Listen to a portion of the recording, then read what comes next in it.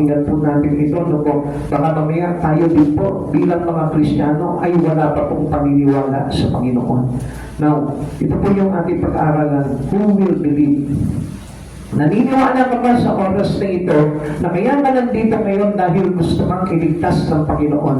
Amen! Not only to give you eternal life, Amen. kundi kaya tayo po dinala ng Panginoon dito dahil gusto kanyang isalba sa mga nabanta, Amen. sa mga banta na paparating sa buhay po natin. Kaya kung mapapansin po natin, sabihin natin, wala naman nangyayari sa atin. Why? Because you don't believe. Hindi ka naniniwala na ang Diyos sinupil o pinigilan lahat ng mga pangyayari na magaganap sa buhay mo na hindi maganda. Kaya nga, alam niyo mga kapatid sa Panginoon, it is better to have our belief in the Lord. Kailangan talagang manampalataya tayo sa Panginoon. Sige, umpisahan po natin. Isaiah's prophecy of Christ that begins with two questions. Yan. Ito po yung prophecy pa lang. So sa panahon na iyon, sa mga tuwid ang tao, wala pa po silang idea about this coming Savior. Wala pa silang idea sa darating na tagapagligtas kay Kristo Jesus. So, in contrast to our present time, tayo lahat may idea na dahil naganap na. Amen. Ito, wala pa lang, kaya possible na hindi sila maniwala.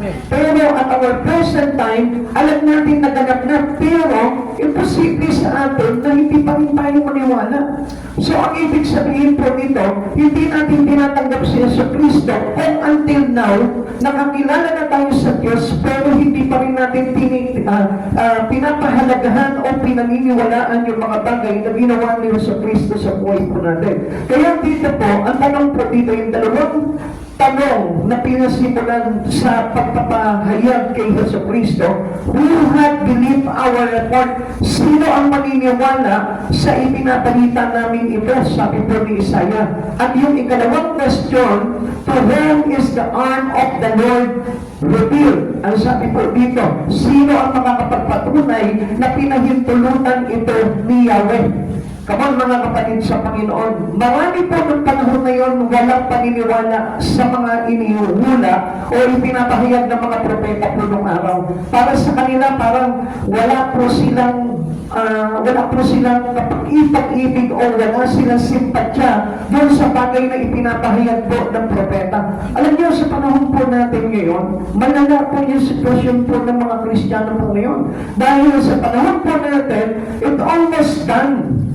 Halos na pangyari na lahat ng mga inihula, pero still, marami pa rin tao sa panahon na natin ngayon, hindi pa rin naniniwala sa mga bagay na iminumungkahi sa atin ng Panginoon.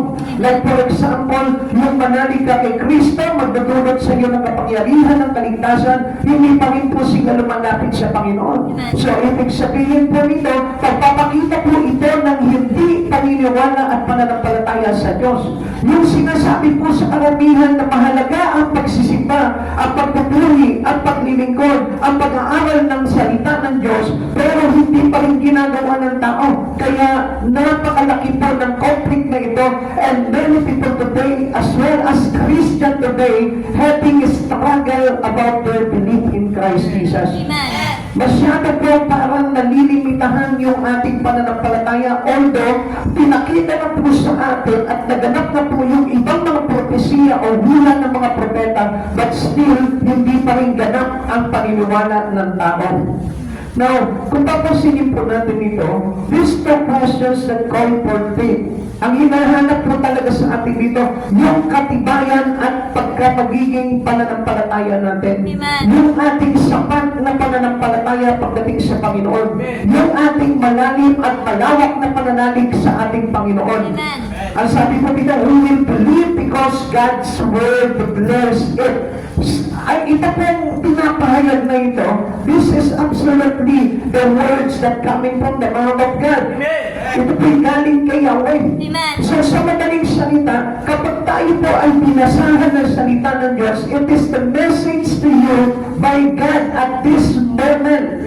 Itong panahon na ito, itong oras na ito, nandito ka, nakikinig ka, ibig sabihin, inaabot ka ng mensahe ng ating Panginoon. Amen. Who will believe in spite of the circumstances? Now, doon sa panahon nila, uulitin ko po sa inyo, ito po si Jesus, nang maganap itong mga propesiya na ito, halos walang maniwala dahil ang expectation po nila ay hindi naging realidad. Amen. Amen. So madalas po kasi tayo, may mga expectation tayo, but in reality, hindi yun ang nagaganap. Like for example, bigyan ko po kayo ng example po dyan. Yung bang kapag ka lumapit ka sa Panginoon, ang alam mo, papayamanin ka ng Lord. Pero in reality, hindi ka pinayaman ng Lord sa mga material na bagay. Pero ang hindi mo nakita dito, yung pinakamahalagang purpose, yung layunin ng Panginoon, kung bakit pinagpala ka pala ng Panginoon. Amen. Kaya marami pong hindi naniniwala sa Panginoon eh. Bakit? Yung ating expectation ang lagi po natin gustong mangyari and not the reality that coming from the Lord. Hindi po yung dapat na pangyayawi na maganap sa iyo na batay sa ating Panginoon. Kaya kung mapapansin po natin, ang dami hindi talaga naniniwala sa Panginoon. Nowadays, makita natin marami mga Kristiyano still hindi naniniwala sa Lord. Amen. Kasi hindi nila makuha talaga yung expectation nila eh. Like on that time, doon sa panahon po nila, hindi rin po nila nakita yung talagang expectation nila. Bakit? Kasi iba yung dumating. Hindi yung kanilang ibinubuo ang Panginoon, tagapagligtas na nandito sa kanilang expectasyon. Amen. So sa madaling salita, meron po kasi tayong binubuo dito sa isipan natin, which is not related to the Lord. Hindi ito galing sa Panginoon, kaya nga ang Diyos nagpapadala ng mga propeta. At yung mga propeta, yung mga lingkod ng Diyos, yun yung nagpapahayag kung sino yung paparating na magliligtas sa atin. At kung ano yung mensahe ng Diyos na dapat mong ma-receive. Like for example, sa umagang ito, siya po yung magpapahayag sa iyo kung ano yung mga bagay na gustong ipahayag sa iyo at ipaabot sa iyo ng ating Panginoon. Now, still marami po tao, they reject Christ in them. So marami po tao sa panahon po natin ngayon, especially Christian, sinasabi nila tinanggap nila si Yesu Cristo sa buhay nila, pero ang hindi po nila alam, Christ is rejected with them. Paano po ba nangyayari po itong mga bagay nito? Tingnan po natin. Why people would reject the coming Savior? Bakit po pa kaya itong mga tao na ito ay patuloy po na tinatanggihan itong ating paparating na tagapagligtas sa ating po dumating na sa panahon pa lamang po nila hindi dumarating. Kaya nga po, wala pa lamang sa kanila pero sa atin nangyari na. So sa madaling salita, kailangan doon na yung ating pananalig. Ano po? Tayo po lahat na nandito ay talagang totoong nananampalataya na sa Lord. Amen.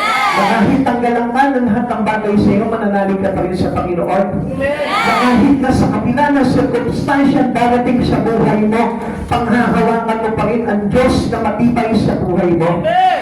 So, yan po yung talagang faith. Pero kapag kadamanas ka ng mga circumstansya sa buhay, at tapos ay tinanggihan mo ang Panginoon sa buhay mo, I tell you, that is not the real faith. Hindi po yun yung pananampalataya. Kaya listen to this. Why people would reject the coming Savior? Tandaan po natin, iba itong sitwasyon nito. Sa kanila, hula pa lang. Ulitin ko po sa inyo. Sa kanila, dito sa pag-aaral natin, hula pa lang. Sa atin, naganap na. It was being fulfilled already at our time. Amen. So sa madaling salita, ito po yung magiging contrast ng pag-aaral po natin. Amen. Kung tayo po ba up to now, nananampalataya na ng totoo sa Panginoon. Kung ipapasok po natin sa kanila sila, siguro maaaring may katwiran na hindi pa sila manalig o manampalataya dahil wala pa po fruit. Amen. Wala pa lang. Okay, tingnan po natin. Bakit po ba itinakwil itong paparating na tagapagligtas? Unang-una, the tender plan. Yung pong tinutukoy po dito, sabi po dito, kalooban ni Yahweh na ang kanyang lingkod ay matulad sa isang halamang natanim sa tuyong lupa. He shall grow up before him like a tender plant, So pag sinabing tender plant, ang ibig sabihin yan malambot. Ang ibig sabihin po niyan parang mahina, parang malumanay. Parang ganun po ang dating kapag sinabing tender. So, the purpose of becoming Christ, ang pinapakita po dito na natanim sa tuyong lupa, a tender plant, ay parang pinapakita dito na walang kapag-pag-asa. Na kaya po sila nahihirapang paniwalaan dahil hindi totoo sa puso po nila yung tinatawag na pananalig sa Diyos. They don't mind God in them. Wala silang pakialam sa Diyos. Kaya nga sa panahon po natin ngayon, medyo malupit po ngayon. Dahil alam na natin that Jesus is the Messiah. Jesus was given to us by the Father in heaven for our salvation, but yet, hindi pa rin naniniwala ang tao. So, ibig sabihin, malala po talaga yung kalagayan natin. Talagang sabihin po natin na talagang nandun po tayo sa critical condition yung ating espiritu. Amen. Kaya nga kung papansinin po natin ito, itinunad sa isang halaman na natanim sa tuyong lupa. Alam natin na hindi lalago. Alam natin na hindi magpapulunga. Alam natin na hindi lalaki. Alam natin na mamamatay. So, ibig sabihin, ganito po yung kanilang belief. Na ito pong inihula nitong propeta Isaiah ay wala pong parang magiging parang pag-asa sa kanila na darating. So, listen to this, people of God. Sa atin dapat punong-puno na tayo ng pag-asa. Dahil it has all already happened under the cross of Christ. Ipinakita sa atin na every one of us saved by God nung siya po ay ipinako sa krus. Kaya lang ang masakit po dito sa ating Panginoon, sa panahon po ng mga Israelita po nung araw, mas masakit yung panahon po natin dahil nakita na natin na ganap na ang lahat pero hindi pa tayo nananampalataya. As you see, mga kapatid sa Panginoon, yung kanina sinabi ko po sa inyo, basta nasa puso mo ang Panginoon, kahit hindi ka nagsisimba, okay lang. It is wrong. It is a big deceit. Malaking pandaraya po yun. Napakahalaga po na tayo po ay pumupunta sa templo ng Diyos para sambahin ng Diyos na ito. Bakit? Kung buhay sa iyo ang Diyos, lagi mo siyang pupuntahan. Isang kapatid sa Panginoon, yung mga namatay natin makamahal sa buhay, dinadalaw pa natin kahit alam natin patay na. Kahit alam natin wala na magagawa iyon. Pero dinadalaw pa rin natin, pinapasyalan pa rin natin sila doon sa kanilang himlayan. But itong ating Diyos, we know that God is existed, we know that God is alive, we know that God's presence was right here, pero tamad po tayo na dalawin ang Diyos na ito. Kaya nga dito pa lamang mapapakita ng isang tao, if he really believe in God, makikita mo that he kept close his life into the presence of God. Lagi po siyang nakalapit, nakatikip into the presence of the Lord. At yun yung malaking pananampalataya sa ating Panginoon. Hindi po yung deceit faith. Hindi po yung tinatawag na deceiving faith. Na mahal ko ang Diyos pero hindi ako nagsisimba. Mahal ko ang Diyos pero hindi ako tumatawag sa Kanya, nananalangin. Mahal ko ang Diyos pero hindi ko sinasaliksik ang mga bagay patungkol sa Kanya. Come on mga kapatid sa Panginoon, lahat po yan ay black lamang. And the black lamang po ni Satan. Basta ang mahalaga dyan, mahal mo ang Diyos na yan. Yun ang sinasabi sa iyo. Pero gusto kong malaman mo, pag may mahal ka, gusto mo lagi mong kasama. Pag may mahal ka, gusto mong bigyan ng mga magagandang bagay. Pag may mahal ka, gusto mo lagi mong nakikita. Pag may mahal ka, gusto mo lagi mo siyang nararamdaman. But how can you love God kung ayaw mo siyang tapunan ng sulyap sa buhay na katulad ng ginawa nitong mga tao ng panahon na iyon? Kamon, kapatid sa Panginoon, ang totoong nagmamahal sa Panginoon, nananalig ng lubusan sa ating Diyos. Ang Diyos ang pag-asa mo. Dito sa hula na ito, Para daw siyang natanim, isang halaman na natanim sa tuyong lupa. Alam na po natin kung anong mangyayari doon. Kapag katuyo ang lupa, halos napakaliit ng porsyento para ito ay mabuhay. Amen. Kung ang tao nga dalhin mo sa ilang, mahihirapan mabuhay. Sa ilang na walang tubig, sa ilang na walang pagkain, mahihirapan ka mabuhay. Ganito ang kalagayan ni Jesucristo sa hula po ni Propeta Isaias. What the descriptions of Jesus? Ano po ba yung inilalarawan nila dito kay Jesus? Tingnan niyo po ito, ipinakita po sa atin dito that His entrance into the world as a baby.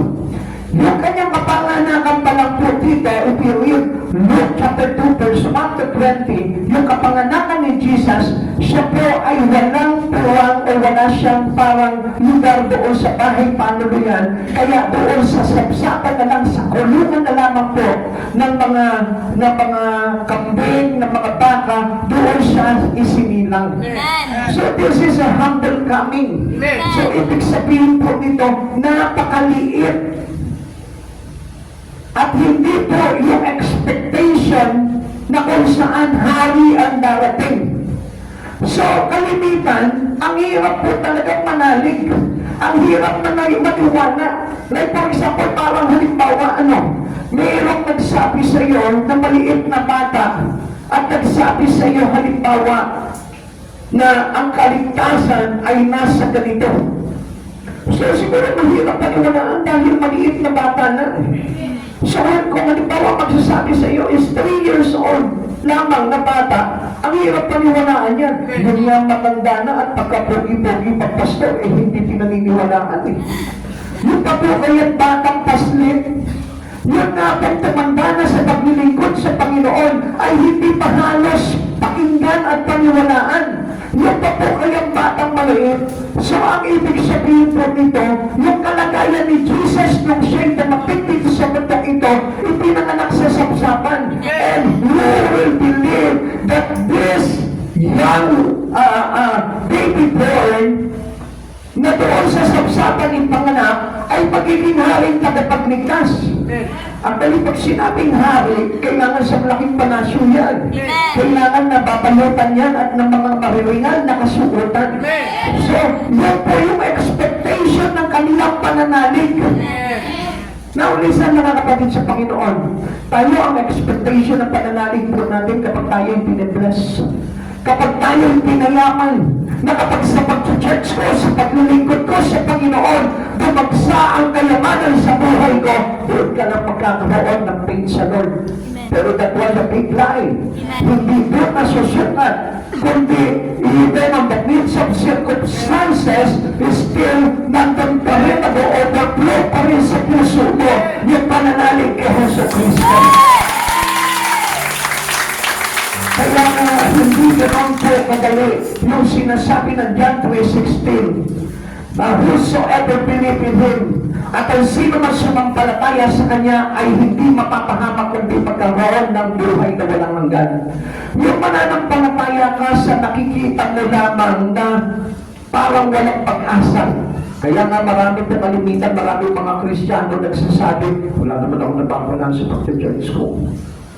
May ilang taon na ako nag-church, wala pa nababago sa pamumuhay namin. Kasi ang tinitignan natin, yung mga bagay na nakikita at hindi yung talagang pahulugan ng pananampalataya na nakasulat sa aklat ng Hebreo, Kabanata 11. Kaya mga kapatid sa Panginoon, ito po si Jesus, na ang hirap talagang paniwalaan. Ano ba po yung kanyang description dito?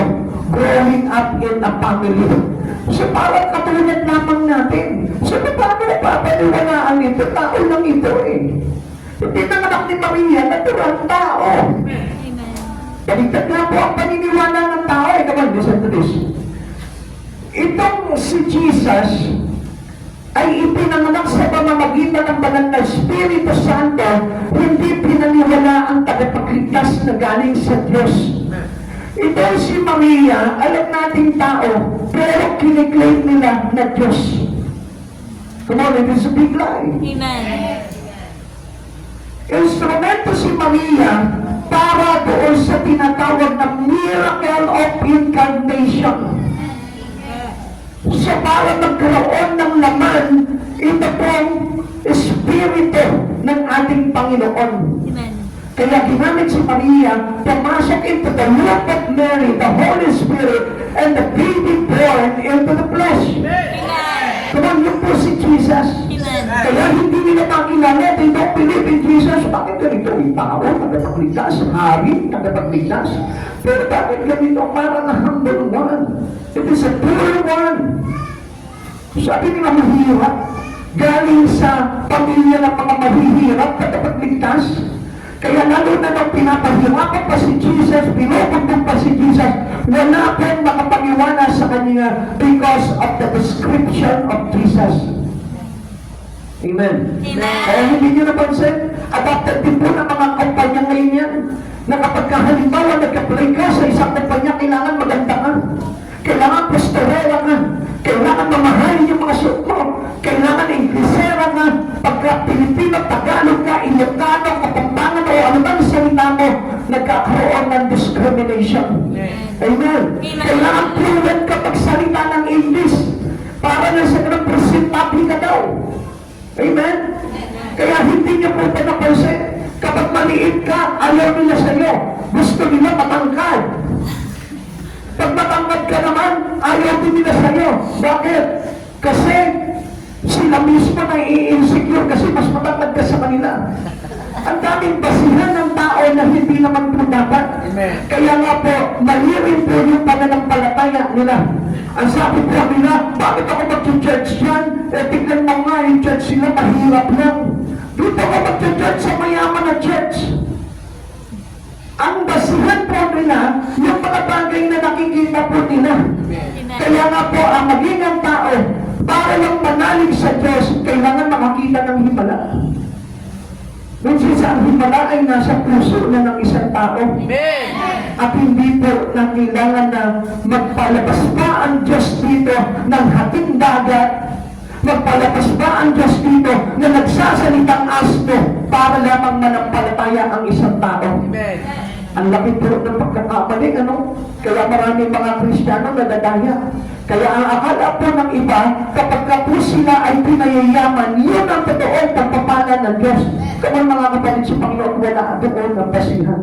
Ang basihan ng pagpapala ng Diyos, yung nanampalataya ka doon sa pagkapako ni Jesus sa krus, namatay at sa ikatlong araw ay nabuhay na uli para ikaw ay maligtas.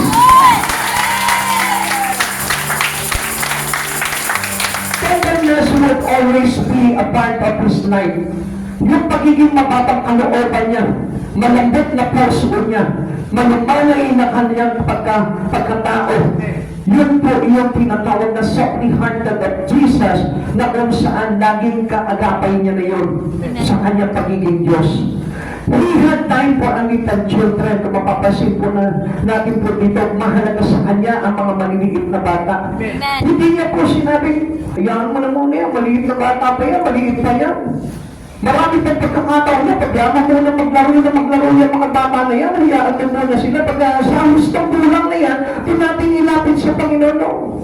Si Jesus, maliliit na bata pa lang, ano sabi po niya doon sa mga alagad niya? Hayaan mo lumapit sa akin ang mga bata. Dahil nasa katulad nila ang paghahari ng Diyos. Pero karamihan po sa atin yun, pagbata pa lang, naku, magulunag sa church to, huwag natin isama sa church to. Iniiwanan natin, ako, hindi naman, matutulog lang sa church to, huwag na natin isama sa church to. Kaya mga kapatid sa Panginoon, yung mga bagong panganak na bata, isama mo na agad kay Kristo yun. At napakahalaga niya kay Jesus. Amen. Kasi ang sabi po ni Jesus dito, nasa katulad nila ang paghahari ng Diyos. Ang sabi niya sa mga alagad niya, maliban na kayo maging katulad ng isang bata, nasa inyo ang paghahari ng ating Panginoon. Kaya nga ang ibig sabihin po dito, si Jesus po mismo has a tender heart na mayroon po siyang panahon o mayroon po siyang pagmamahal sa mga maliliit na bata. Lepers and other outcasts came to Him. Makita mo, maging yung mga ketengin, yung mga itinakwil ng lipunan, yung mga walang silbi. Meron pa rin panahon si Jesus, no? Amen. Kaya naman, totoo lamang po dito, maraming tao sa panahon po natin, sila po mismo yung walang panahon sa Diyos. Sila po mismo yung ayaw magbigay ng panahon sa Diyos. Ang Diyos namin, kaya po siya ipinanganak sa sabsaban, through His description to bear Christ sa Isaiah, mayroon siyang panahon sa atin. Pagpapakita yun na hindi siya mahirap lapitan. Kaya nga po siya naging mahirap eh. Kaya siya ipinanganak as a humble one para lahat ng tao, he can reach Him. Amen. Kasi kung mayaman siya, presidente siya, mahirap siya lapitan. Lalo na kapag tapos na ang eleksyon, ang hirap ng lapitan. Amen? Ngayon, bago pa na mag-eleksyon, ayan, ikaw pa lalapitan yan. At tayo naman, mga madaling madaya, tuwa naman tayo, tandang siya, ibubuto ito. Lalo na pag marami po yung pasalubong sa'yo. Yung mga ganong klaseng mga tumatakbo, hindi po dapat yun ang ini-elect po natin. Amen. Ang dapat po na, bakit ka tayo dapat na sa eleksyon? Kasi ayaw po ng Diyos talaga na tayo'y madaya. Amen. Dahil si Jesus po mismo, madali siyang lapitan ng tao. Amen. Amen. Kaya kahit na po yung mga tumatakbo, pansinin po ninyo, kailangan madaling lapitan po yan. Kailangan may puso po yan para abutin po yung mga tao sa kanilang mga iminumungkahi. Amen? Yan po yung mga masarap lapitan. Actually, alam niyo ako, napansin ko lamang po ano po dito po sa mga tarin. Kasi sa katunayan, hindi naman po talaga ako taga rito. Sa amin po kasi sa Valenzuela, naku, ang hirap po hagilapin po talaga ng mga mayor doon, mga congressman, ang hirap. Hindi mo po talaga makakatagpuan sila. Kahit sadyain mo sa mga bahay nila, hindi makapakita sa iyo. Ang hirap po talaga. Pero dito, bilib po ako, hanga po sa mayor niyo po dito, sa mayor po natin dito. Makikita mo, parang kala mo napaka-humble ng mayor niyo po dito. Ewan ko, kung mayroon pang ganito po sa inyo, sa mayor po dyan, wala na po ako doon, labas na po ako doon sa personal na galit nyo. Basta nakita ko lamang po dito, makikita nyo, they reach those people, yung kanyang mga constituent po dito, inaabot niya. Kahit na nasa Baguio, kahit na makita mo maglakad sa bukid, nandun po siya, makikita mo siya, pakalat-kalat lang din. So hindi po yun yung laging nag-aircon lamang. Nagpapalamig sa miltihan. Hindi po ganun, ano po? Kaya yun po yung maganda po doon sa amin po. May maingay. Sa amin sa Valenzuela, ay naku, ang hirap. Malalapitan mo lang sila pag patay ka na. Ang hirap, ano? Kung kayo mapatay ka na, doon mo lang sila malalapitan. Pero dito, maganda po dito. Kasi madaling ma-reach po yung mga nanunungkulan po dito sa bansa ninyo. At yun po yung ang bansa ninyo. Dito po sa Pilipinas. Parang yung bansa po yung Valenzuela, no? Diba? Yan po kasi si Jesus eh. This is the character of Jesus. Yung madali po siyang lapitan. Kaya lang ang problema po dito, hindi katulad po dito sa atin, no? Tayo po tagang meron po tayo nakikita mga politiko dyan, lapit agad tayo. Pero kay Jesus wala naman lapit. Yun ang masakit. Come on, aminin po natin mga kapatid sa Panginoon. Kay Jesus, kahit sabihin natin na ang kaligtasan ay ino-offer na sa iyo ng Diyos, hindi ka pa kinalapit. Marami pa rin tao tatanggihan, they reject Christ Jesus. Kahit nagpakumbaba na po ang Panginoon, kahit ipinanganak na katulad natin, mahirap at masikip pa sa atin na mahirap, ayaw natin lapitan.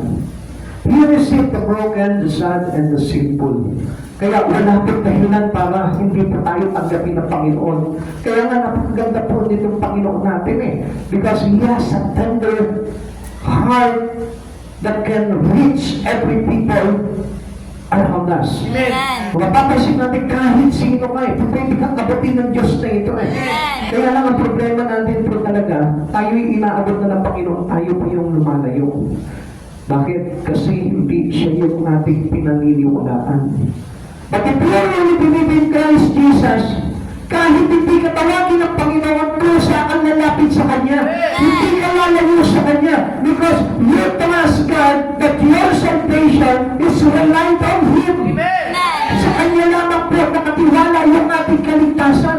Kaya nga po maraming tao talaga, at through believing to Christ Jesus, makikita mo, naglalaan talaga ng sobrang panahon sa Panginoon yan. They don't mind kahit na anong mawala sa kanila on the midst of circumstances, but still, napapakita pa rin po nila yung kanilang pananalig kay Yesu Cristo. Please reveal His tender heart. Yung kanyang pagluha, yung kanyang pagtangis, na kapag nakita niya ang isang tao na wala sa kanya, naiiyak po at nababasag ang kalooban ng Panginoon. Kaya mga kapatid sa Panginoon, sabi kong ako sa inyo, you must have a passion to win soul. Dahil tayo po mismo, kung tayo talaga totoong nananalig kay Jesu Cristo, meron din po tayo ng malambot na puso, a tender, loving heart for the lost soul. Amen. Tignan ko yung matapi mo ngayon. Napapanaan mo ba yung talagang puso mapagmahal? Ha? Parang hindi magpatiwala ito. Pagmamahal. Tugas dito eh. Diba? Kung minsan iba yung nakikita natin, parang magsasabi, mahal niya ako. Ito mahal. Diba? Meron na tayong kontra eh. Pero si Jesus, pag nakita mo talaga, nag-uumapaw talaga yung pag-ibig ni Jesus. Naramdam mo talaga. Yung imagine na parang na si Jesus nakapako sa cross. Alam mo kung anong mararamdaman na doon? True love. Amen. Yun yung talagang totoong pag-ibig. Ito po yan yung pag-ibig na may dala sa yung bouquet of roses. Ngayon, pinagdala yung bouquet ng roses. Ngayon, bouquet of 1,000 bill.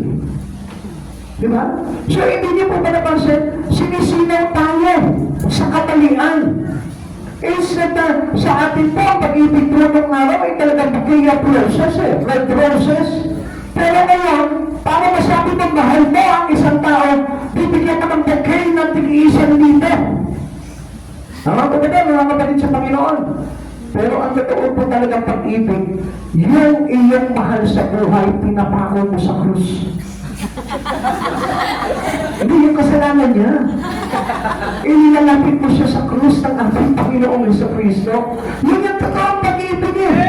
Yung ipinapakilala mo, yung mabuting balita na pagkamatay ni Jesucristo sa krus, inilibing. At sa ikatlong araw na buhay, and through His resurrection, if you believe in Him, you will be resurrected po. Yung kabubuhay ko rin sa pananampalataya mo kay Jesucristo. Yun yung talagang true love. Hindi yun ang papawalan sa iyo ng lipo-lipo. Hindi yun yung nagpapawalan sa iyo ng chocolates, and roses, and cars, and house and lot. Hindi po yan yung totoong pagmamahal. Deceiving. Kaya tuloy, pag may pera ka, mahal ka niya. Pag wala kang pera, adios, patria, adorada ka. Amen. Paalam inang bayan. Kapatid sa Panginoon, nakita niyo po ba yung hulad na pag-ibig? Kapag si Mister laging nag-ientrega ng sweldo, mahal na mahal ako ng asawa ko. Pag hindi nakapag-entrega ng sweldo, hindi na siguro ko mahal nito. May iba na siguro to. Ganyan yung pananaw ng pag-ibig ng isang tao.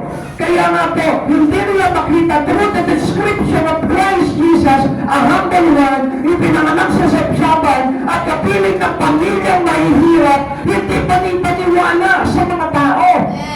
Dahil ang inaasahin ng darating na hari na tagapagligtas ng kanilang mga kaluluwa ay nasa parangal na pamumuhay, hari. Nasa palasyo. Yun yung kanilang ina-expect.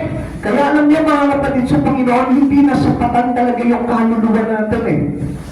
Kaya naging uhaw yung kaluluwa natin kasi we just to have the riches of this world.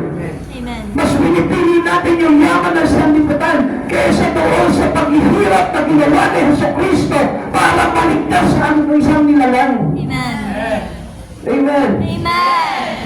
Ano pa po yun dapat na makita po natin dito kung bakit po siya tinawag na tuyong halaman sa tuyong lupain. Because of the root out of the dry ground. Ano sabi po dito? Natanim sa tuyong lupa. So, sa madaling salita, ang sabi po dito sa verse 2, like a root out of the dry ground. So, ibig sabihin, ano makukuha niya doon? Wala siyang makukuha. Itong halaman na ito, wala siyang makukuha. Tubig. Wala siyang makukuha na kung ano yung kailangan ng halaman. So, ganun po ninanawaman si Jesus dito sa sanlibutan. Na wala po siyang makukuha na nananalig sa kanya. Kaya ang tanong nga po nila dito, sino maniniwala sa aming ipinabalita, sa pinabalita namin ito? Sino ang mga papapatunay na pinahintulutan ito ni Yahweh? Nagaling pa lang sa oras na ito. Siguro may gawang iba sa atin dito, may katanungan sa puso. Paniniwalaan ko kaya itong pastor na ito? Paniniwalaan ko kaya yung sinasabi niya? Eh, hindi naman siya Diyos. So yan po yung malaking katanungan po sa atin na naglalagay po sa atin into a doubting one. Amen. Para maghinala tayo at hindi tayo magtiwala talaga sa ating Panginoon. At alam niyo po ba, yan yung napakalaking problema po natin. It is hard for us to believe. Napakahirap po nating maniwala. Kaya nga po mga kapatid sa Panginoon, ang dami pong hindi lumalapit talaga sa Panginoon. Kaya ang Diyos, hirap na hirap po talaga makakuha ng simpatya ng tao. Makakuha ng mga mananampalataya sa Kanya. Dahil parang po siya isang halaman na natanim po sa tuyong lupa. Ganun ang kapara ng ating Panginoon. Amen. Na kung halimbawa lalakad man sa panahon natin nito si Yesu Cristo, marami pa rin hindi maniniwala sa Kanya. Kaya nga kung minsan, papansinin po natin, ang dami mga lingkod ng Diyos, pero karamihan sa mga lingkod ng Diyos, walang kaibigan. Alam niyo kung bakit? Kasi walang kayamanan. Pero kapag ang lingkod ng Diyos, kilala sa lipunan, mayaman, at kaya po talagang magpalapas ng mga ari-arian, ay talagang kikilalanin po talaga yan ang bayan. Kaya kapag ang isang lingkod ng Diyos ay talagang nagpapagal para lamang maibahagi ang mabuting balita ng kaligtasan sa tao, kahit na siya'y mahirap, makikita po ang hirap paniwalaan niya. Amen? Why? Because His root like a root out of the dry ground. Para po silang ugat na nasa tuyong lupa. Ganun po ang ibig sabihin po nun. Ganun ang kahulugan po ng isang Diyos na kung saan nakita nilang parang walang pag-asa, walang kayamanan, walang katangian, walang kagandahan. Kaya halos wala pong humanga kay Jesus eh. Kasi iba po yung kanilang pananaw.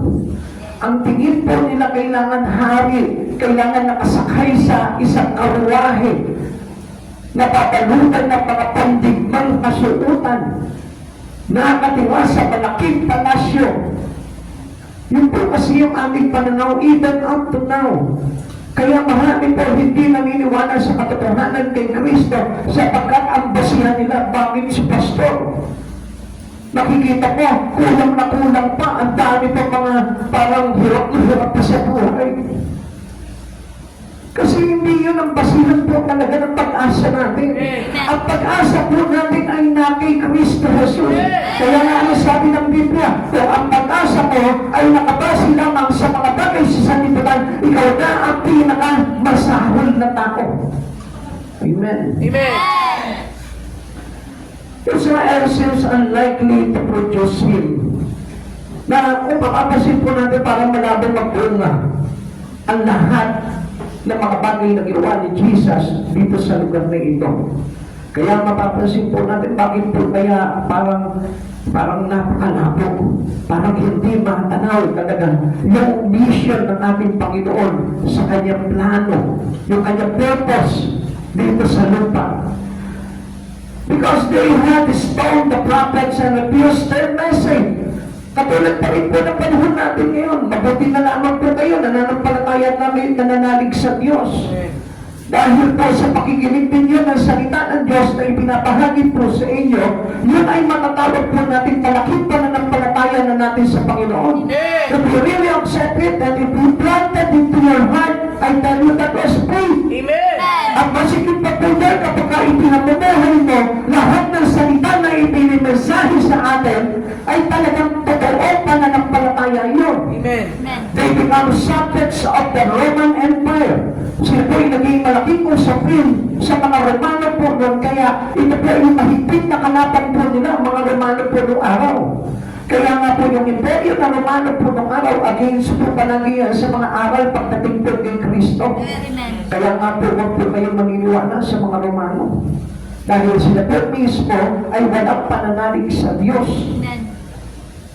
Mga kapatid sa Panginoon, kung ito po si Jesus ay naging usapin sa mga imperyo ng Romano, ang ibig sabihin sa panahon din po natin ngayon, tayo po ay dinidiscriminate as being one for Jesus. I-discriminate po talaga tayo ng mundo dahil sa ating pananampalataya kay Yesu Cristo. Kaya nakita nyo, ang sasabihin siya, wala naman nangyayari sa iyo sa paglilingkod mo. Maghahanap buhay ka na lang, magpayaman ka na lang. So, kung mapapansin po natin mga kapatid sa Panginoon, ang dami mga persecution na ginagawa po sa atin because they don't believe in Christ Jesus. But if they believe in Christ Jesus, sasabihin lang, maganda yung ginagawa mo, pagpapanain ka lalo ng Diyos yan, magaganda ang pamumuhay mo dyan. Yun po dapat yung kanilang sinasabi. Pero even to Christ Jesus, wala silang magagandang pangungusap na ipinatok kay Jesus, kundi ang ipinatok nila kay Jesus ay bato talaga para patayin sa Yesu Cristo. Come on, kapatid sa Panginoon. We are the believer to Christ Jesus and supposed to be dapat magagandang pagpapuri, magagandang salita ng pagtataas natin sa karangalan ng Diyos ang ipinapato natin sa Diyos. They have become outcasts among the nation. Para silang itinakwil sa gitna ng lahat ng mga bansa. Halos walang tumanggap po talaga kay Kristo. Halos walang naniwala sa hula ng mga propeta na itatagpaparating na tagapagligtas. Kaya nga mga kapatid sa Panginoon, ikaw mismo, tutubo sa puso mo ang kagalakan kung talagang ikaw ay naniniwala sa ating Panginoon Yesu Cristo. But the Scripture declared that we produce the Savior kahit anong mangyari. Sinabi ng kasulatan, kahit pigilan nyo, kahit hindi kayo maniwala, still mangyayari. Si Yesu Cristo ang tagapagligtas. Hindi nyo po na napansin, sa panahon po natin ngayon, still ang daming unbelievers. Still, marami pa rin po silang ibang pinapakitang Diyos. Marami pa rin po silang sinasabing tagapagligtas at hindi si Yesu Cristo. But the Scripture, pinatutunayan sa atin ang Scripture na salita ng Diyos na itong darating na Kristo na ito'y walang iba kundi si Jesus na tagapagligtas sa ating lahat. Kahit itakwil po yan mga kapatid sa Panginoon, kahit itakwil yan ng mga kamag-anak mo, kahit itakwil yan ng mga ibang sekta, kahit itakwil po na ito si Yesu Cristo ay sabihin nilang hindi Diyos, pero sa atin, nakapasi tayo sa mensahe ng Diyos na ipinagkaloob sa ating lahat upang panampalatayaan natin at yun ang katotohanan na pagsasabi sa atin na walang ibang tagapagligtas sa silong ng langit kundi si Yesu Cristo. So other Savior that is coming into your life but the name of Christ Jesus. Kaya nga, ang sarap tanggapin ito sa Yesu Cristo na ito. Na kahit na nandun po tayo sa gitna ng paghihirap, na kahit na nandun tayo sa kapila ng mga hindi magagandang circumstances sa buhay, kasi manalig ka sa Panginoong Yesu Cristo, alam mo yung ganda ng pananalig mo, mayroong resultang magandang itutulog sa iyo. Kaya nga sinadya po talaga ng ating Ama na ito po si Jesus ay ipinanganak na mahirap. Kaya sabi mo dito, when Jesus came, He was born of poor parents. Kaya wala po talaga maniniwala kasi yung talagang totoo natatanggap kay Jesus, yun yung totoong mayroong pananampalataya. Na kahit na ganito yung itsura Jesus, ay talaga tatanggapin pa rin po siya. Na kahit na makita na itong si Jesus ay mukhang mahirap, tatanggapin pa rin po siya. Yun yung totoong pananampalataya. Hindi ba yung maghahanap po ng proof? O sige nga, kung talaga si Jesus na daang pagligtas, kailangan yumaman ako sa oras na ito. Hello? Kapatid sa Panginoon, hindi yun yung mga nananampalataya. Ang totoong nananampalataya, ito wala silang magpapala na kahit na anong bagay sa buhay nila, sa paglapit nila kay Yesu Cristo, still tinatanggap nila si Jesus bilang kanilang tagapagligtas. Sapagkat ang alam po nila talaga, ang mahalaga ay yung magkaroon ka ng buhay na walang hanggan. Kaya parang napakahirap na yung paniwalaan ng mga tao dahil po sa kanyang kalagayan po niya. Kaya parang dinidiscriminate siya ng mga Romano po noong araw. Dinidiscriminate po siya until the time na siya po ay nag-minister na po dito sa mundo na ito. Dinidiscriminate pa rin po siya ng mga Pariseyo. Mga kapatid sa Panginoon, ikaw, isa ka ba sa mga dinidiscrimina sa ating Panginoon? Gusto ko mo malaman mo na kahit na wala kang mapana, na kahit na ano dito sa lupa, sa pagtanggap mo kay Yesu Cristo, still manampalataya ka sa Kanya dahil ang biyaya ng Panginoon ay wagas sa buhay na walang hanggan. Sa 2 Corinthians chapter 8 verse 9, hindi kanila sa inyo ang kagandang loob ng ating Panginoong Yesu Cristo na kahit na mayaman ay naging dukha upang maging mayaman kayo sa pamamagitan ng Kanyang pagiging dukha. Lagi niyo po tatandaan, nagpakahirap ito si Yesu Cristo para lamang maligtas ka. Kapatid, alam niyo po, kung ito po si Yesu Cristo ay dumating na parang nasa marigal na kalagayan, baka marami pong hindi maliligtas. Bakit? Kung requirement ng Lord ay pagiging mayaman, mas maraming mahirap at mas marami ang hindi maliligtas. Kaya nga mga kapatid sa Panginoon, manampalataya ka sa Panginoon hindi dahil pinagpapala ka ng material na bagay. Manampalataya ka sa Panginoon hindi dahil sa nakatapos ka ng pag-aaral mo. Hindi dahil sa maganda ang pamumuhay mo. Kundi manampalataya ka sa Panginoon sa hirap man, sa ginawa man, mayroon kang totoong pananampalataya kay Yesu Cristo. He came out of Nazareth. At alam naman po natin yung kasabihan po pag sinabing pagdating sa Nazareth o sa Galilea. Alam niyo po ba kung anong ibig sabihin dito? Even the Jews struggle with this. Kahit sila nahirapan po sila, naguluhan po sila sa kanilang isipan nila, ang tagapagligtas galing sa Nazareth. Nothing good was expected out of the Nazareth. Sabi po nila, walang mabuting mangyayari, walang mabuting magaganap, walang mabuting ipoproduce ang Nazareth. Kapag ito parang lugar ng mga tundo. Parang lugar ng mga lugar ng mga matatapang, lugar ng mga siga, lugar ng mga walang pananampalataya. Kaya nga mapapansin po natin even doon sa sarili niyang bayan, hindi po siya pinaniwalaan, hindi po siya tinanggap.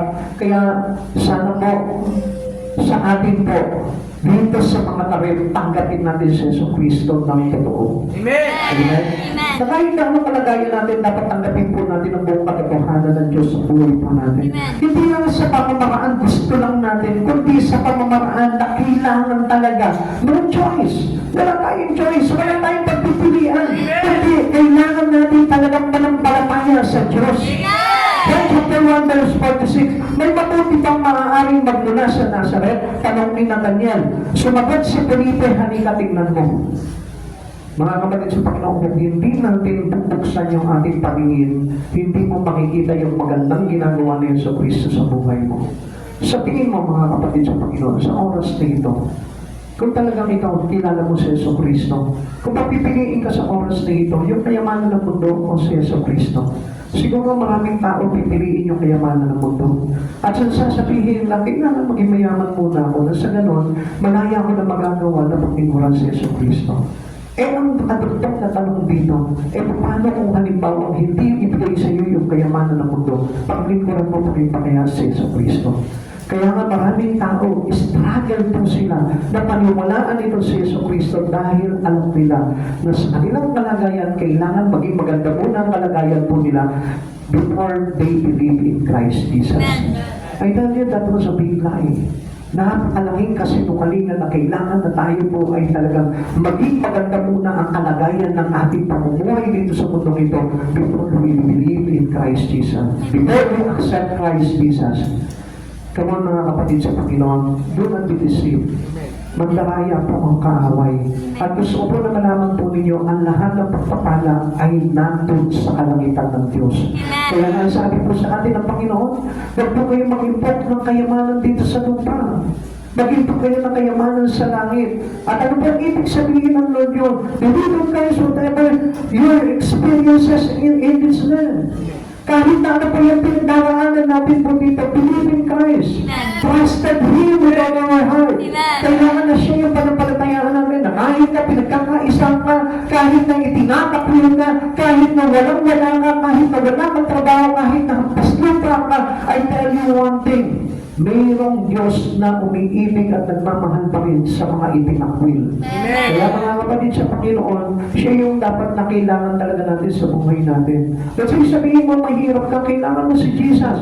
Sabihin mo magulo ang pamilya ka, kailangan mo si Jesus. Kahit na anong problema mo, anong sirkumstansya, ano ba yung mga bagay na pinagdaraanan mo, kailangan mo si Kristo at kailangan mo manampalataya ng Diyos sa Kanya. Kaya nga, sinisiraan po nila si Jesus eh. Ang sabi po nila, pero mapagpapatang mabuti sa Nazareth. Alam niyo po ba, ito pong bagay nito, yung malaking paninira kay Jesus. No prophet had come out of that area, sabi po nila po dito. At alam niyo po ba kung sino po yung nagpapakalat po nito, mga bagay nito? Ang mga Pariseyo. Because they don't believe in Christ Jesus. At kapag ang isang tao hindi nananampalataya sa Panginoon, they don't believe in Christ Jesus as their personal Savior. John chapter 7 verse 52, sumagot sila, ikaw ba yung taga-Galilea? Saliksikin mo ang kasulatan at makikita kong walang propetang magmumula sa Galilea. Alam niyo po ba kung bakit sinabi po ito? John chapter 7 verse 52, sinabi po ito, just they were attempting to discredit Jesus. Gusto lang nila siraan ito si Jesus. Kaya nga mga kapatid sa Panginoon, ingatan po natin yung ating mga sinasalita. Amen. Baka mamaya hindi natin alam, instead of being a believer to Christ Jesus, tayo pa po yung naglalagay ng discredit pagdating sa Panginoon. Amen. Tayo pa po yung pagpagay naninira sa Panginoon. Like for example, piliin mo ang Diyos sa buhay mo, pero ano sasabihin mo? Pinipili ko naman siya, kaya lang kailangan kong gawin itong mga bagay dito. That was discredit to God. Kung hindi mo naiintindihan yung mga bagay na sasabihin mo, huwag ka na magsalita. Kasi baka mamaya maging kasiraan pa ito sa ating Panginoon. Ang mga Pariseyo, hindi nila kilala ang Panginoon. They know and they believe the law. Alam nila ang batas ng Panginoon. Pero bakit hindi sila naniwala kay Jesus? Because of their self-centeredness. Amen. Naniniwala lang po sila sa sarili nila.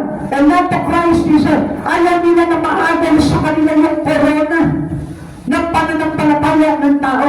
At gusto po nila nito, yung sila yung hinahangaan ng tao, yung sila yung pinaniniwalaan ng tao. Kaya nga po, ito po si Jesus, siniraan nila na siniraan para walang maniwala dito kay Jesus. At yun ang kalagayan po ni Jesus until the day today. Amen. Marami pa tao nagsasabi, pwede ka naman pamikot sa Panginoon ng paganyan-ganyan lang. I tell you one thing, paninira kay Jesus siya. Amen. Still, Jesus came from Nazareth and was the promised Savior. Na kahit na ano sabihin nila, kahit sabihin nila sa iyo na, kahit hindi ka naman laging mag-church, okay lang yan, paninira kay Jesus yun. Still, kailangan pa rin si Jesus mag-exist pa rin yung pangako na siya pa rin yung tagapagligtas mo. Gawin mo pa rin yung pinananampalatayaan. And don't believe into those people who discredit God. Amen. Huwag kang mananalig, huwag kang maniniwala po sa mga tao na ninira sa Panginoon. Amen. Because they are an instrument to Satan. Kung meron mga instrumento ang ating banal na Diyos, meron din po ang naaway.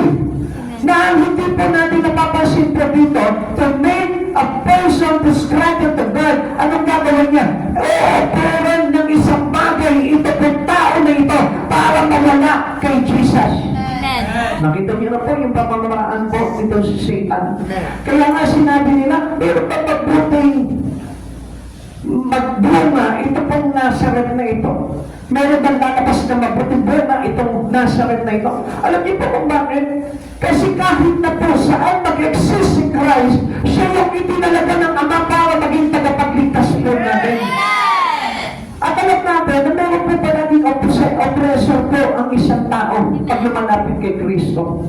At yun yung magsisira ng iyong pananampalataya sa Diyos. Kaya maraming tao nalalayo sa kanilang pananampalataya sa Panginoon dahil po dito sa ipinapadalang instrumento para i-discredit si Jesus sa buhay mo. Huwag mo papahintulutan yun. Dahil ang pinakamainam talaga ang buhay na nakalapit sa ating Panginoong Jesucristo. Yun po yung katotohanan nun. And last, number 3, the unlovely Christ.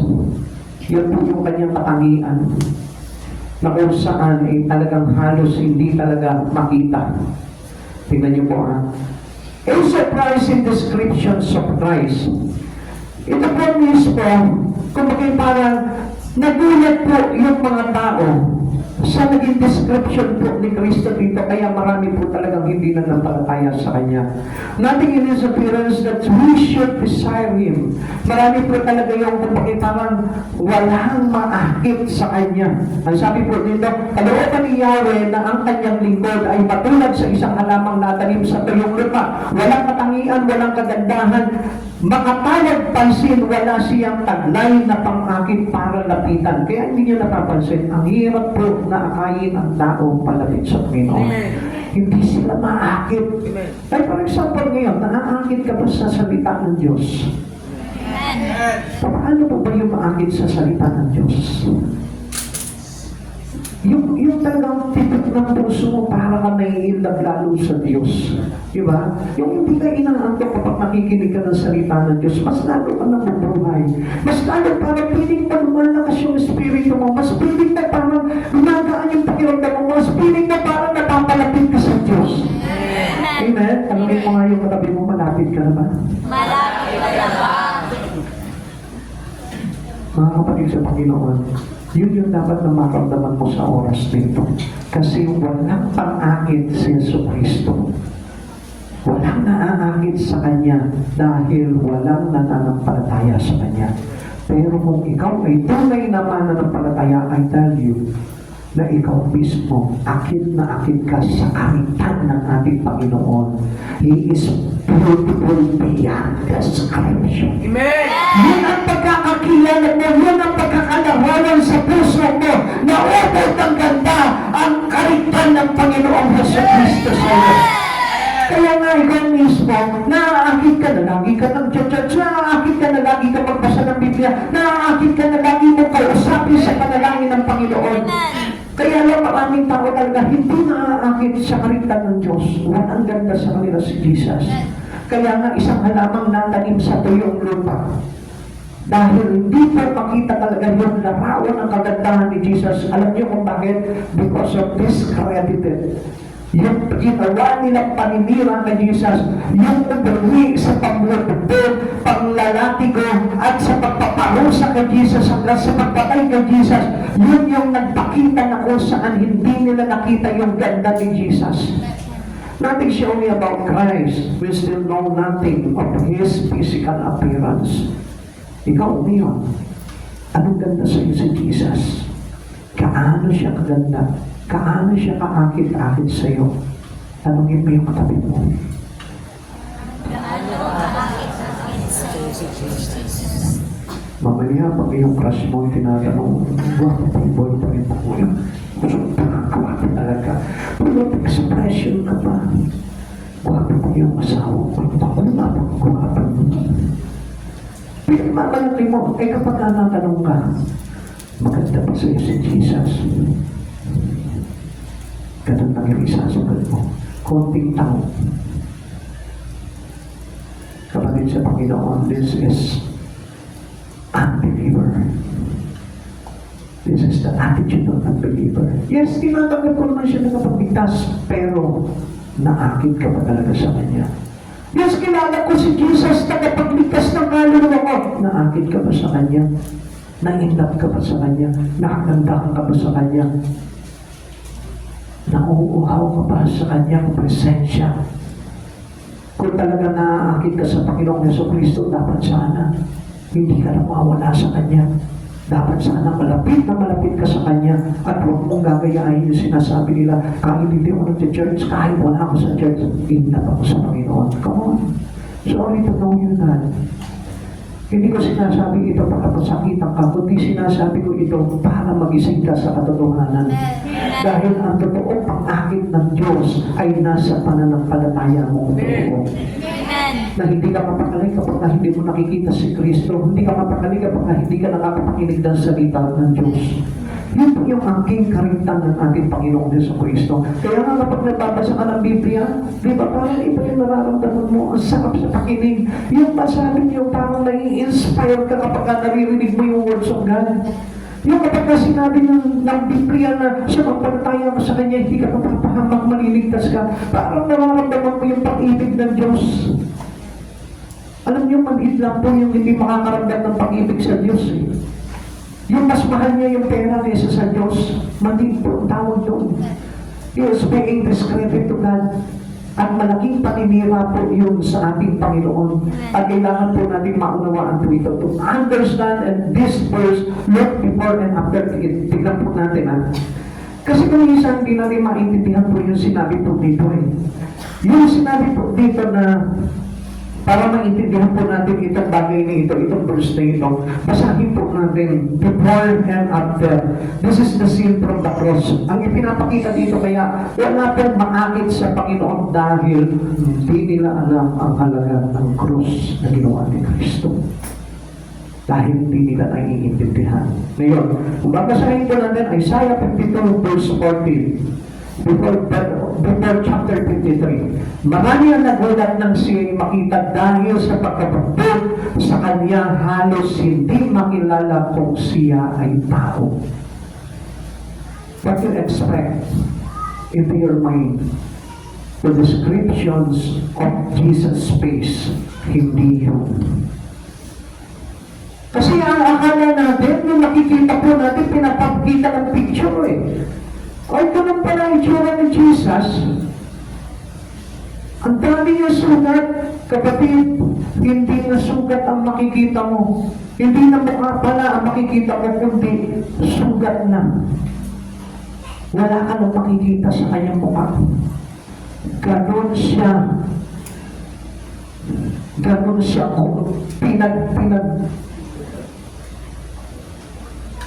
Hindi ko masabi yung salita. Kung anong paglalapastangan ang ginawa nila sa Panginoon na kung saan hindi pinananaligan ng tao. Supposed to be kapatid sa Panginoon. Kung iisipin mo lang sa oras dito, kung ano talaga itsura ng Panginoon, wala na yung mukha niya. Wala ka nang makikita kahit ano sa mukha niya. Dahil tagtag na lang sugat yung kanyang mukha. Durog-durog na yung mukha niya. Hindi mo na mapapanaag yung amo ng kanyang mata. Yung ganda ng kanyang pisngi. Hindi mo na makikita yun dahil winasak na nito mga tao na ito na gusto niya mapastangan sa kanya. Kaya nga maraming tao nagsasabi na ito din Christ Jesus, pero ano pa ba ang ibig sabihin nitong cross na ito? Hindi mo naiintindihan dahil hindi mo talaga nasaksihan kung ano talaga yung itsura ni Jesus habang nakapalupay sa krus. Bago pa siya ipako sa krus, lasok-lasok na ang katawan niya. Buto na ang nakikita.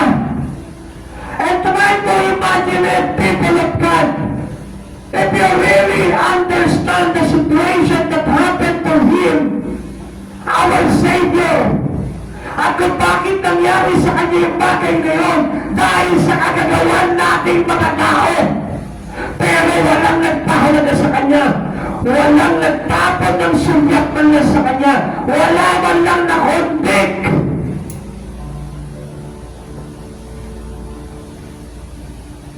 Tapos marami pong mga Kristyano nagsasabi, I believe in God, but they still proud proud to them, proud to himself. Sinisigaw lang nila na nananampalataya ako sa Diyos, pero walang impact sa kanila yung ginawa ni Jesus. There's still no conviction. Kasi ang akala nila, yung magandang Jesus pa rin, yung ipinako sa krus na nakawag pa rin ng kagandahan ng mukha. Oo, maganda ang mukha ni Jesus. Pero mababanaan na pa yun dahil sa paglalapastangan na ginawa sa kanya ng mga taong makasalanan na ang layunin lamang ng Panginoon ay yung iligtas tayo. Ngayon sabihin mo, kung may ipagmamalaki ka pa sa Panginoon. Isaiah chapter 53 verse 5, hinatak siya ng mga tao at itinakwil, nagdanas siya ng hapdi at hirap, wala man lang pamansin sa kanya, binaliwala natin siya na parang walang kapulungan.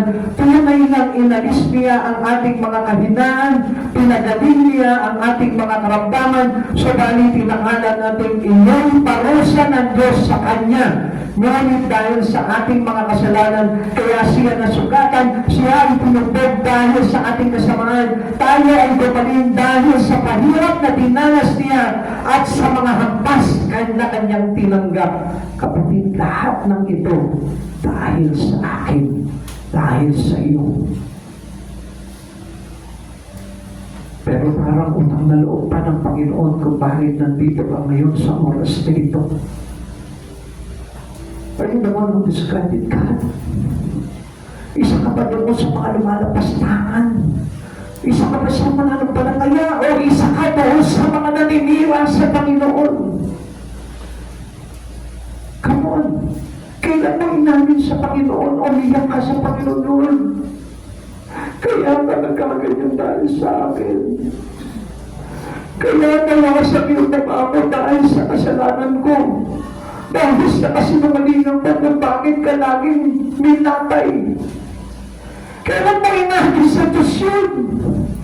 Minsan sinasabi mo pa, kahit hindi ako nagsisimba, mahal ko ang Diyos. Come on! Is it shame enough? Para sabihin mo yung bagay na yun, hindi ka ba nahihiya na itong Jesus na ito? Nasa kapento ka, apo ang katawan. Apo ang pagka-Diyos niya para lamang iligtas ka. E dahil sasabihin mo, sa maliit na ginawa mo sa Panginoon, you love Him with all your heart. Hindi ka doon ang pagpamahal. Gusto ko malaman niyo, kapatid sa Panginoon, hindi mangyayari kay Jesus ito kung hindi dahil sa mga kagagawan ng mga katulad natin na kunwari may pag-ibig sa Diyos pero lumalapastangan naman sa kanyang kapanalan. Humihingi ako ng tawad sa Panginoon sa oras na ito dahil isa man ako sa mga tao na nakagawa ng kalpastanganan sa Diyos. Kapatid, sa oras na ito, wala tayong may pagpapalaki sa Panginoon. Dahil ang Diyos na ito, ginawa niya ang lahat para lang tayong mailigtas. We are not worthy for us to be a recipient of what God did on the cross. Kaya tandaan mo, kung magsisimba ka, dapat doon pagpapakumbaba ka na maharap sa Panginoon. Kung magpapray ka, huwag kang demanding sa Lord. Dapat unahin mo, Lord. Di ako marapat dapat sa iyo tumawag. Wala akong karapatan na humingi sa iyo, Panginoon. Ang gusto ko lamang patawarin mo ako. Inaamin ko lahat ng kasalanan ko. This is the kind of prayer that you want to hear from us. Yun yung gusto panalangin na gusto marinig sa iyo ng Panginoon. Lord, patawarin mo ko, hindi ako nakapag-church. Lord, patawarin mo ko, hindi ako nakakatawag sa iyo. Lord, patawarin mo ko, hindi ko nakapraise yung mga bagay na ginagawa mo. Kaya na tayo nag-church eh. Para papurihan natin lahat ng ginawa ni Jesus. Kaso kumisan marami pang mga Kristiyano kaya nag-church dahil hingi pa ng hingi sa Panginoon. Hindi masapatan na meron na sila pero nanghihingi pa. Hindi masapatan na walang naramdaman pero demanding pa rin sa Lord. Tingnan mo kapatid sa Panginoon. Minsan sa isang bagay lang pinagpapalit mo na ang Lord. Pero ikaw hindi ka pinagpalit ng Lord. At sa kapila nun, di ba alina magkalasog-lasog yung kanyang katawan, yung kanyang mukha, hindi na makilala. Para lamang sa kaligtasan ng katulad natin. Nothing beautiful about the cross. Wala ka makikita. Itong makikita niyo po dito sa larawan na ito, napakaganda pa po niyan. Panaag na pa yung itsura ni Jesus niyan, pero hindi ganyan. Hindi ganyan ang mukha ni Jesus. Wasak-wasak na yung kanyang mukha. Wala kang makikitang maganda doon sa cross ni Jesus. The nails, the thorns, the blood, the suffering. But on the cross, He paid for our sin. At magpasalamat ka na tinanggap lahat ni Jesus, lahat ng burden na yun para lamang tayo iligtas sa ating mga kasalanan. Kaya nga mga kapatid sa Panginoon, kulang pa yung 1,000 buhay para lamang pasalamatan mo ang Panginoon. Kahit i-alay mo yung buhay mo bilang susunugin para sa Panginoon, kulang pa yung kapatid. Hindi pa rin natin maisusumbat yun, Lord. Ito pinigay ko yung buhay ko sa iyo. Kapatid, kulang pa yun. At gusto kong maintindihan mo, walang maipagmamalaki ang tao sa Panginoon. Kundi sabi ko nga po sa inyo, every time dapat nahaharap tayo sa Panginoon, matuto tayong mahiya sa Kanya. Dahil wala tayong karapatan. Wala tayong maipagmamalaki. Wala tayong maidadahilan. Kaya nga hindi po tayo kailangan magsalita ng mga masasamang salita laban sa church, laban sa mga propeta, laban sa ating Panginoong Heso Kristo. Minsan tayo pa yung parang nagsasalita doon, pinabayaan mo yata ako eh. Kailan ka pinabayaan nun? Binigay niya na nga yung kapuruan niya eh, dahil ayaw kanyang mabayaan. Kapatid sa Panginoon, gusto ko na maunawaan mo sa oras nito. Being a true Christian to Christ Jesus, tandaan mo, hindi pinagkakaitan ng Panginoon ng kahit na anong pangalan sa buhay mo. Wala kang dapat na ipagdamot sa Panginoon. Oras mo, talento mo, kayamanan mo, even your soul, huwag mong ipagkakait sa Panginoon yan. Dahil ang Diyos mismo, kung makikita mo lang ang kalagayan nitong si Jesu Kristo, ikaw mismo, masasabi mo sa sarili mo, nakakaya ako dahil nakita ko yung kalagayan ni Jesus habang inililigtas niya ang kaluluwa ko. Can you look at the crucified and believe? Ngayon sa oras na ito, tatanungin kita, totoo ganap na ba ang iyong pananampalataya kay Jesu Kristo? Look at the cross and see the King. Kapag nakikita mo itong krus na ito, nakikita mo yung pagiging hari ni Jesus. Look at His suffering and see the Savior. Pero sa ganong kalagayan niya, nakikita mo ba na ito talaga yung tumating na tagapagligtas ko? Ito talaga yung nararapat na hindi ang para ako ay iligtas as the Lord revealed this plan of redemption to you. Ipinahayag na ba sa iyo ang Panginoon yung plano niya na pagliligtas at pagtubos niya sa iyo? Will you accept His rejection Savior today? Tinatanggap mo na ba siya? Kung tinatanggap mo siya, pagsisihan mo lahat ng iyong kasalanan. Humingi ka ng tawad sa Kanya sa iyong pagmamalabis, sa iyong pagiging discredited sa ating Panginoon. Pinangyayaan ko po kayo po yun.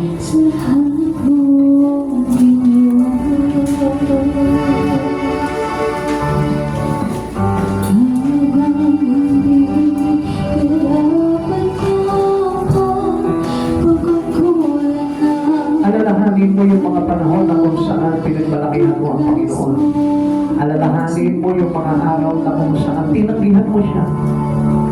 Ngayon, alalahanin mo rin yung krus ni Kristo.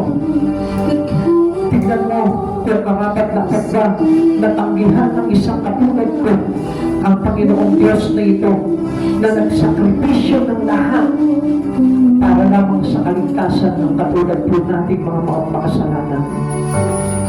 May karapatan ba ang isang katulad natin na tumanggi sa Panginoon? May karapatan ba ang isang katulad natin na tumalikod sa Kanya, sa Kanyang panawagan? Sabihin mo sa oras dito, kung nauunawaan mo ang kahulugan ng krus ni Kristo. Kung naiintindihan mo yung sakripisyo at hirap, mga lamay at sugat, pagpatugtog, pagpatako, pagdanak ng Kanyang banal na dugo. Sabihin mo, kung may karapatan ka na magreklamo sa oras na ito. Sabihin mo sa Panginoon, Lord, bakit ako naghihirap? Lord, bakit ako may karamdaman? Lord, bakit ako may kaduluhan sa buhay? Tignan ko at matatanong mo pa ang Diyos ng mga bagay nito. If you really understand His work of redemption to your life, kung naiintindihan mo yung ginawa ni Jesus para tapusin ka sa kasalanan, sabihin ko ngayon sa Panginoon, Lord, bakit nila ako itinakwil? Lord, bakit nila ako pinag-aisahan? Lord, bakit nila ako chinichismis? Lord, bakit nila ako iniinsulto? Come on, if you understand the cross of Christ for our redemption, sabihin ko ngayon, si Jesus hindi nagkasala, pero dinanas lahat ng hirap. Tayo, araw-araw nagkakasala, pero nililigtas mo ng Panginoon at hulilig pa niya na hindi ka napahanap. Ngayon, sabihin ko ngayon, na may karapatan ka ba sisinin ng Diyos sa buhay mo? Instead of make a complaint to Jesus, worship Him with all your heart para malagpo siya. Minsan mga kapatid sa Panginoon, ginagamit lamang natin si Yesu Cristo para lamang tayo naklaman. Pero si Jesus, ginamit niya yung kanyang sarili para kapaligtas.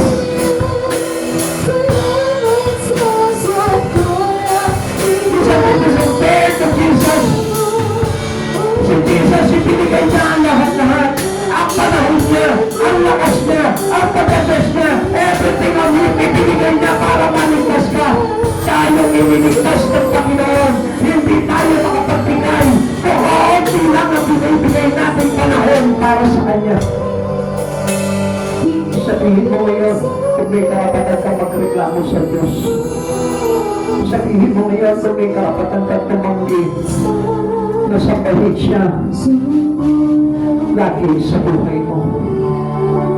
Sabihin mo ngayon kung sino ang mahalaga ngayon sa buhay mo.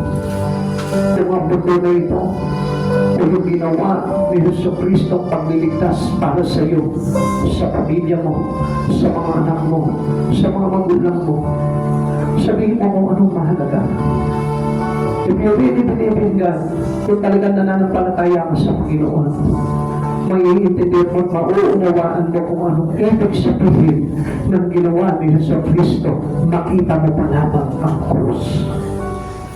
This is the sign of His ultimate hardship para iligtas ka. I don't say if it's a hardship, but an ultimate hardship. Grabe. Sobra. Tayo mawalan lang tayo, inahayawan na natin ng Diyos. Tayo magutom lang tayo, isinusumpa na natin ng Diyos. Matigulang tayo sa mga pangarap natin. Sinisisi na natin ang Diyos. Ikaw, kailan ka sinisi ng Panginoon? Nung magka Talatay-latay ang katawan niya, pagkasugat-sugat, mabugbog, mawasak. Anong ipinagpapalaki mo ngayon sa Panginoon? Magaling ka. Wala ka lang. Pero binigyan ka ng totoo at tapat na pag-ibig ng Diyos na ito. At ipinakita niya. Nagbigay siya ng proof sa pamamagitan ng krus. Samantalang tayo, sinasabi natin, mahal ko si Jesucristo, but there is no proof. Hindi mo siya mabigyan ng katunayan na mahal mo talaga siya dahil hindi mo mabigay ng totoo ang buhay mo sa Kanya. Nagtatakpa ka pa, nagagalit ka pa, nagre-reklamo ka pa. Come on. Isipin mo sa oras dito, pumigit ka. Pumigit mo yung mata mo. Isipin mo yung mga pinagkagawaan mong kasalanan. At yun ang dahilan kung bakit si Kristo ay buong buhay na hinagdod ang kanyang katawan at buhay at pagka-Diyos para iligtas ka. Kung hindi mo alam kung ano yung mga pinagkagagawa mo, yung isa-isahin ko sa iyo sa oras na ito para na sa ganun makonvict ka. Hindi ba't isa kang sinungaling? Hindi ba't isa kang magnanakaw? Hindi ba't isa kang manganunya? Hindi ba't isa kang mandaraya? Hindi ba't isa kang mamanlait? Hindi ba't isa ka sa mga tumutulungsa sa mga mananampalataya? Ngayon sabihin mo, it is worthy for you to have the sacrifice of Jesus. Pero ginawa pa rin ni Jesus yun dahil mahal ka niya sa kapitan ng lahat ng bagay niya. Hindi niya sinumbat sa iyo yung mga bagay na yun na nagawa mong kasalanan. Isa nga sinabi niya sa iyo, anak, lumapit ka sa akin. Iniligtas kita ng aking pag-ibig. Come on, the only thing that God wanted to have from you is your love. Response to the love of God. Ibigin mo panagpalataya ka kay Jesucristo and show that you love Him really. Come on, kapatid sa Panginoon. Ikaw ba nararamdaman yung pag-ibig ng Diyos sa'yo? Sa'yo? Sa'yo? Sa'yo? Sa'yo? Sa'yo? Hindi mo ba nararamdaman yung pag-ibig ng Diyos? Yung pag-ibig ng Diyos kung bakit nandito ka? Yung pag-ibig ng Diyos na nagpapatuloy na nililigtas ka? Yung spread sa cross. The proof of His love for you is the cross.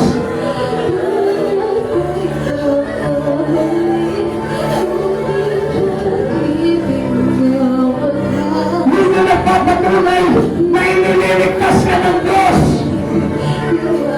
Na ayaw ka niya mapahamak. Yung sipin, inaanyayahan ka lamang para magpuri, sumimba, magsamba sa Kanya. It is the proof of His love.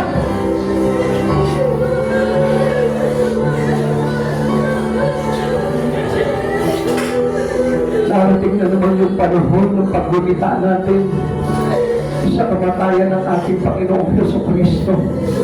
Pero ang totoo, taon-taon nating gumita ito. Pero may nagbago ba sa iyong pag-ibig sa Panginoon? Bakit hindi mo ipagkata sa Kanya sa oras na ito? Huwag mong ipakita sa Kanya na magaling ka, na mahusay ka, magaling marunong ka, and you deserve everything that what He done from the cross. Ang dami nga natin pagkukulang eh. Kung tutuusin, nakakaya na nga sa Panginoon. Tapos sinusukrian pa natin ang kasalanan. minsan mas pinipili pa natin yung kasalanan kaysa magbigay tayo ng pagpaparangal sa Diyos. Hindi niyo po ba napansin? Minsan mag-church ka na lang, pero pipiliin mo pa yung kasalanan.